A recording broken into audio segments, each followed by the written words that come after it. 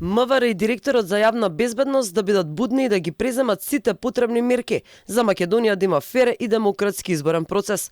Во пресред на клучниот изборен ден, 8 мај, дел од експертите за безбедност, следејќи ја реториката на интегративците, се загрижени од можни ескалации, нереди и изборен инженеринг. Посебно во изборните единици, каде битката ја водат партиите од албанскиот политички блок ДУИ и коалицијата Вреди.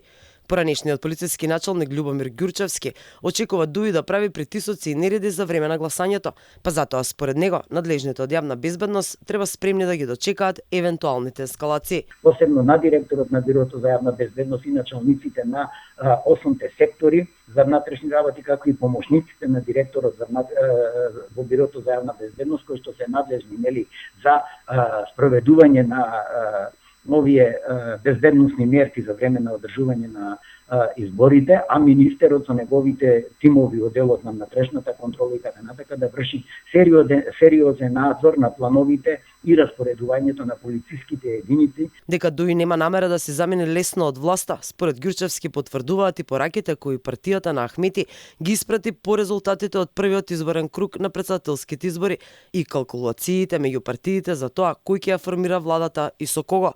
Од нигде никаде ДУИ го вклучи бадентер како услов, иако тој воопшто не важи како принцип за формирање влада. Од тука упатените стравуваат од тензичен изборен ден, што во никој случај нема да им биде од корис, посебно на интегративците. Се можни нарушувања, особено по изборите, кога ДУИ бие губел власт и кога ќе настанат оние промени на раководните позиции, почнувајќи од министри, заменици министри, директори на јавни предпријатија и така натака, но јас не очекувам со оглед на фактот што најголемиот дел од албанската популација, значи од населението на албанци веќе се опозиционо определени. За неправилности при гласањето на 24 април веќе има решение на управниот суд. Коалицијата Вреди го објави решението на судот со кое се прифаќа нивната жалба за полнење кутии во Липково. На гласачкото место во Липково имало полнење на кутии од блиски луѓе на носителот на листата на ДУИ во оваа зона, со техниката позната како бугарски воз. Според ВМРО ДПМН, ДУИ се обидува да подкупува гласачи дури и во верски објекти.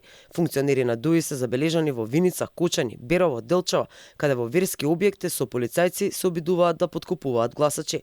Христијан Мицкоски, председателот на ВМРО ДПМН, вели дека за сите овие неправилности ја информирал меѓународната заедница и предупредува дека ДУИ се подготвува за полнење кутии и изборни нерегуларности и на парламентарните избори на 8 мај.